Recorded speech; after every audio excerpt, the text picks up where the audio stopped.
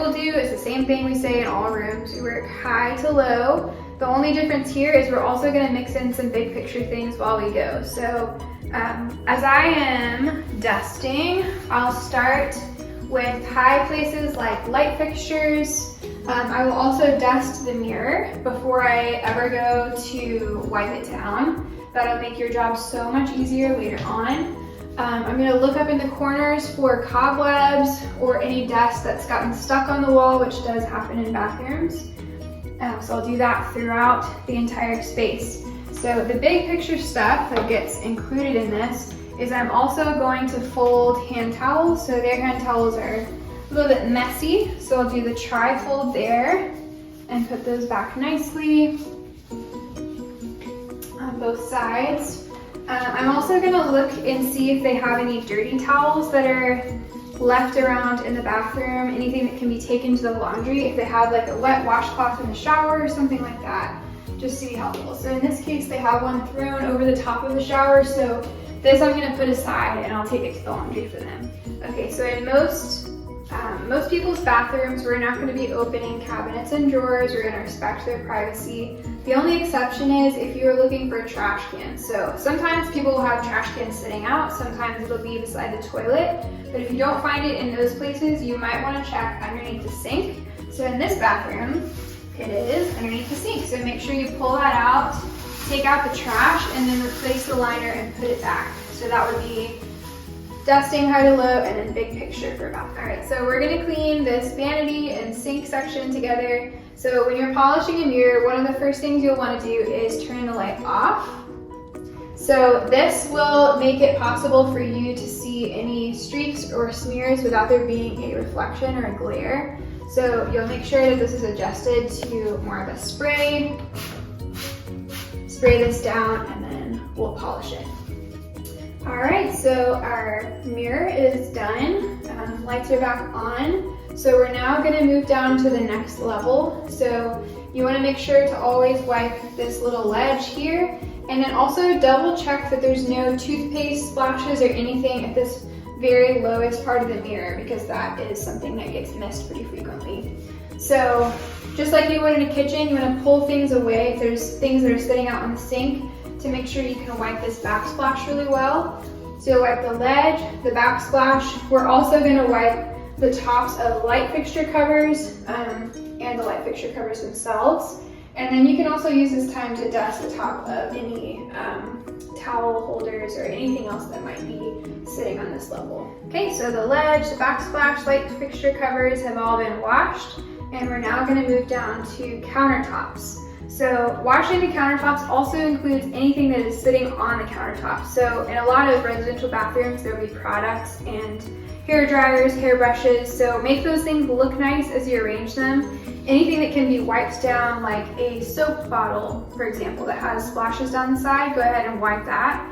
Anything that's holding products, like a little tray, we're gonna take things out and wipe it down. So as you're putting things back, you want them to be clean and look nice, have labels facing out. Any clutter that can be arranged, we can do that for them. You don't want to rearrange things too much and then like put it away because you don't know what they use the most frequently, but whatever makes sense as you're cleaning, go ahead and do it that way. Okay, so I got my magic eraser wet in the sink, and I'm gonna start scrubbing all this stuff. This is the first step because you want to get anything that is grimy or stuck on taken off. Also with white granite countertops like this, if there's a scuff mark, a lot of times the magic eraser will remove it. It'll take just a little, like a few extra seconds of scrubbing. So this one has some dark marks, probably from, I don't know, maybe there was a hair dryer sitting on it that left kind of a scratch. So go ahead and just like polish those off. If it takes longer than 5 seconds, it may not come off, but if it comes off in those first couple of seconds, then it's worth the effort. So I'm gonna scrub this all. I'm gonna spray it down with my all-purpose, and then I'm going to wipe it all down with a rag. Okay, so we're ready to clean out the sink. The sink process is gonna be really similar to what we do in the kitchen. So you'll start with the magic eraser. I just flung water everywhere, so don't do that. And make sure you're scrubbing everything out. There's gonna be toothpaste, makeup, all kinds of things in here. You wanna scrub the walls and the base as well as around the drain to make sure that it's all good. I'm gonna rinse out my magic eraser, go over it one more time, and then I'm going to spray this to disinfect it, wipe it out, polish it. I'm also going to use my grout brush to get around the drain. So this one's not too bad, but a lot of times they'll have that kind of orange around the edge. So you want to scrub it out and rinse it, and we'll finish polishing it out. All right, so the sink is clean, it's been dried out. I've checked to make sure there are no hairs that have fallen down. There's one piece of trash. Okay, there we go. I've also polished the chrome. You'll need a lightly damp or mostly dry rag for that to make sure there's no streaking left. So the last thing we would do to finish off this area is to wipe the cabinet fronts. So again, on a standard clean, you're not doing a full wash, you're mostly doing just a touch-up or spot clean. So look for places where there's toothpaste that's splattered, look for dust along the tops of the cabinets, underneath this ledge, and then also the handles. So we'll polish that up and then this area will be finished. Okay, so a little note about your equipment. So when you're cleaning a bathroom, to first start off, you want to make sure you have new gloves. You want to make sure that you're not using, if you're using a magic eraser in the bathroom, you're not using this anywhere else in the house. So once you're finished using it, go ahead and toss it in your dirty rag bag, and it can actually go through the laundry and come out clean. Make sure that you keep your rags separate, especially when we're washing things like shower floor or the toilet. Those need to be totally separate so there's no cross-contamination. So just be mindful, this is a totally new area of the house and we need to treat it with, some careful separation. All right, so when we're cleaning the tub area, we're gonna work top to bottom, same as anywhere else. So I would start by spraying down the walls with my all-purpose and wiping down any splashes, any dust, any streaks. I'm also going to wipe the window ledge and any ledges that are around the tub. So all tubs are a little different. Some of them will have a ledge that goes fully wraparound. Some of them have windows that open to them. So whatever it is, it needs to be washed and dusted, the same as anything else.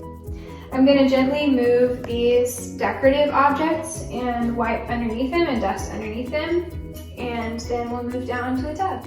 Now that everything has been sprayed, wiped, and dusted, I'm going to move down to the lower part of the tub. So typically there will be products around the tub. There might be bath salts, there might be like a bubble bath or whatever.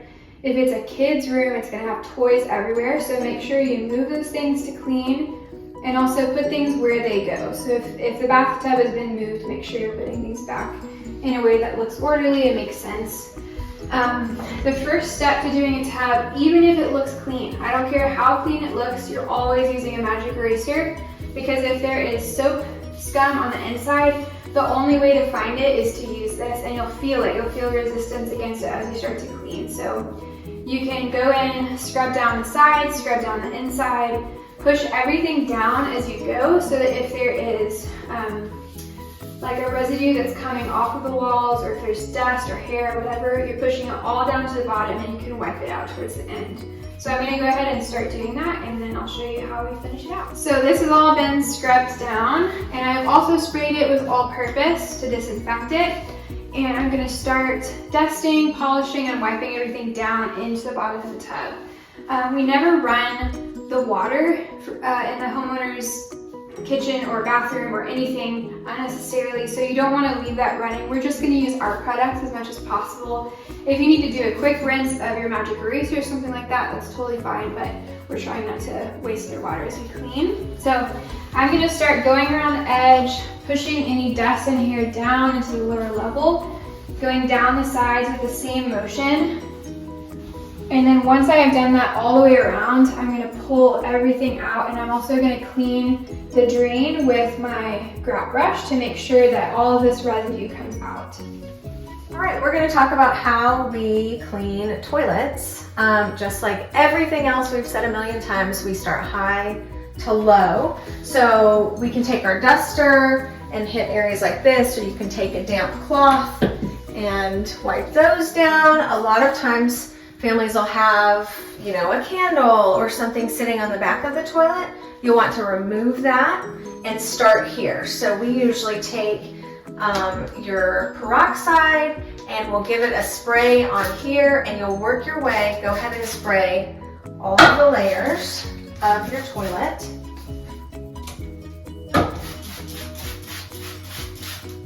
And we will start wiping things down. But again, high to low, even with the toilet. As you're working your way down the toilet, this tends to be a tough spot for a lot of cleaners, and a lot of residue can get stuck down in there, and so you can use your sprayer to try to spray some things out, loosen some things up. You can also use a grout brush. When you finish the grout brush in an area like this, you want to spray it down with peroxide good to make sure that it's disinfected. And you'll take your rag around and just clean it up really nicely. This is an area you really want to watch for. All right, so as we're working our way down the toilet, we're going to end with the bowl, but I did also want to mention that you want to disinfect the handle always. I have sprayed the inside of the bowl with our hydrogen peroxide, and there are a couple of tools we'll use here. One is a toilet brush. One is, sometimes we use it, we don't use it every single time, but a pumice stone. You'll get this wet, and if there's hard water stains that don't come off with the toilet brush, you can hit under the rim here with that, or the water line sometimes creates hard water stains, and so you can use your pumice on that. Once it's been in the toilet, we just keep it inside of a bag so that it doesn't touch anything else. All right, when you're done with your toilet brush, you're gonna spray it with hydrogen peroxide, tap, tap, tap, put it back in your container there, and we're gonna go ahead and flush the toilet. If there's still some things in there, or some things dropping from where you scrubbed underneath, you might need to flush it a couple of times. All right, so we've worked high to low. The lowest point is our floor, and we're gonna make sure that we get behind the toilet. We're gonna get the base of the toilet. We should have already done that actually if you're working from inside of the bowl down, where these bolts are, and then we will hand mop behind. You'll wanna lift things like the plunger, or often there's a trash can in here. You wanna lift those things out, and you always get the baseboards in every bathroom. You don't have to hand mop an entire bathroom, but you do need to hand mop every toilet area every time. All right, we've just hand mopped this bathroom. Normally you would not stand in here after you've done that, but I'm going to show you how we triangle toilet paper. You're gonna wanna change your gloves before you, or after you clean a toilet, before you touch anything else. So we are going to take one full square, fold it back on itself, and then you start folding the corners down, and you'll just want to make a nice point in the middle of the toilet paper and press it down so that it stays. And that's just a really nice eye-pleasing detail when a homeowner comes into their bathroom and says, "My cleaners have been here." Okay, so the tub has been completely finished. Everything has been scrubbed out, wiped out, polished. There are a few scratches in the bottom of this tub that do kind of look like stray hairs, but I have tested to make sure that it's not something I forgot, and it is actually just a scratch in the bottom. I've also gone around the faucet and the drain with my grout brush to pull out anything, any staining or like debris that might be in there. Sometimes hairs get trapped. So it's all wiped out. And the last thing I did was to put their bath mat back over the edge, which is where it was to begin with. When you do that, make sure you've shaken it out and make sure that it doesn't throw any hair back into the tub as you put it over the edge, because that happens pretty typically. But other than that, it is all done. So as you're cleaning a shower, especially a tile shower like this one actually has a good bit of staining from mildew and water damage in the bottom of it. Your best friends are going to be hydrogen peroxide and baking soda. So if we're doing a deep clean of a shower like this is what I'm going to do. I'm going to sprinkle baking soda across the bottom of the shower. Then I'm going to spray over that baking soda with hydrogen peroxide. It's going to start to sizzle as it reacts and does its job. This will both begin to bleach, because hydrogen peroxide is a natural bleaching agent, and also to disinfect. So once you've completely coated that and made a paste out of it, you can just step away and let it do its work for about 10 minutes. And once it is sat there and you've cleaned something else, maybe you finished out the toilet or whatever, come back with your grout brush and you can start to scrub out the bottom of the shower. And this will take some elbow grease, so don't be afraid to get in here. I would say that the master shower takes the most work out of a lot of things in the house, so don't be intimidated if it takes some time. And just work your way methodically from left to right around to make sure that you get every section and everything that's going to come off does come off. If there's any staining, you'll be able to tell because it won't budge after a couple seconds of scrubbing, which I think will be the case for this shower, but then that will be done. A portion of the shower that is often missed is this right here. And you're gonna wanna, some of them, this one's a little bit broken, you're gonna wanna be careful and you're gonna wanna observe how you remove it. But if it doesn't slide off easily or semi-easily, then you would just wanna not mess with it. But this one slides off and it is super gross. And I should be wearing gloves, so there's that. But we're gonna put it in inside the shower. You're always, when you're standing inside of a shower that could have a wet floor, you always wanna put a rag down and stand on it so there's no possible way that you could slip. We're gonna spray this out with peroxide. See, even some of that stuff is just coming off right now. Ugh. It's already making a difference just spraying it. And then we'll take our grout brush, clean it out, dry it, and put it back on the. So now that we have scrubbed out the bottom of the shower, we let the paste sit on there, everything has been scrubbed out. You can see there's still quite a bit of staining that's left in this one, but there are some residential showers where the before and after is amazing. The orange will come off. Those are a lot more satisfying to clean.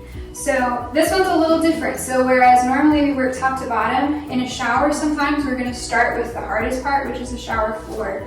You'll also look and see if there's any staining on the walls. So a lot of times if there's staining on the floor, it'll also be on the walls. You won't need to use your paste for this. You can just use peroxide to spray it and then scrub it out with your grout brush. Once you have done that, you can use your all-purpose to spray, wipe, and polish the same way we do everything else. You want to look for shampoo that's been splashed on the walls. You want to look for anything that you pulled up as you were scrubbing the grout. Once we have polished that, then you can move on, get a clean rag, and move to washing down the chrome, washing down handles, any fixtures on the walls, and also the shower head.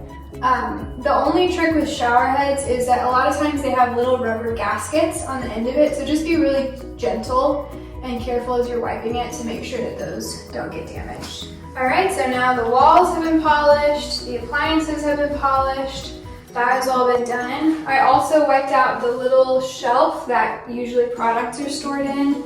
So you want to make sure to lift everything up, make sure to put it back with the label facing out, and just make it look nice before you finish. So next we're going to move on to shower glass. We need to do both the inside and the outside of shower glass. There will usually be splashes and fingerprints and all kinds of things on here. So we'll spray it down with all-purpose and wash it and polish it.